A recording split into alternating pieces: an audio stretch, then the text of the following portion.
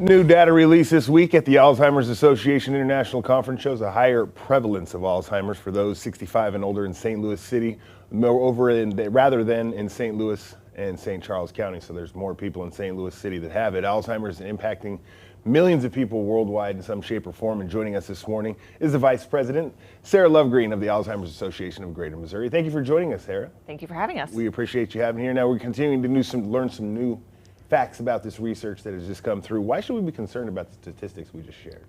Yeah, I think this is the first time we've had specific county level data, and it really helps us think about what else might be going on in St. Louis City and other counties that have a little bit higher prevalence, and how can we be sure we get the right resources to the community to address that. And you said the right resources. What can we do to get those resources?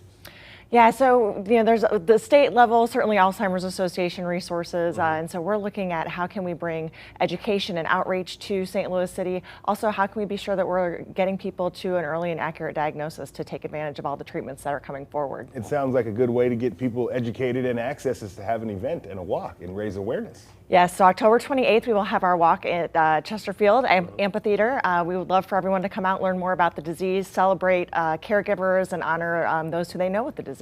How many people did you guys have last year? That's a great question. I'm not quite sure. So we've had hundreds and close to thousands in the past, and it's a great crowd, a sea of purple, and so we're always happy to welcome new people to just come in and feel the energy and the excitement because we're in an era of treatment. We are in an era of treatment. When you see this many people committed to raising awareness for an illness that impacts so many people, how does that make you feel as a professional? There's so much hope, and I think the positive energy, caregiving is a hard journey, but to come to the St. Louis Walk and really feel the excitement and hope there, it's really empowering. Are they going to be purple shirts this year? Always. Always purple? Always purple shirts. Okay, so how can if people can't make it to the walk, can they make a donation or get involved somehow? Yeah, they can always volunteer with us or visit alz.org/STLWalk and learn more about the walk and make a donation. If there's ever anyone who's maybe unsure or maybe uncomfortable coming forward with dealing with this issue with their family member, they don't know what to necessarily do, what would you recommend?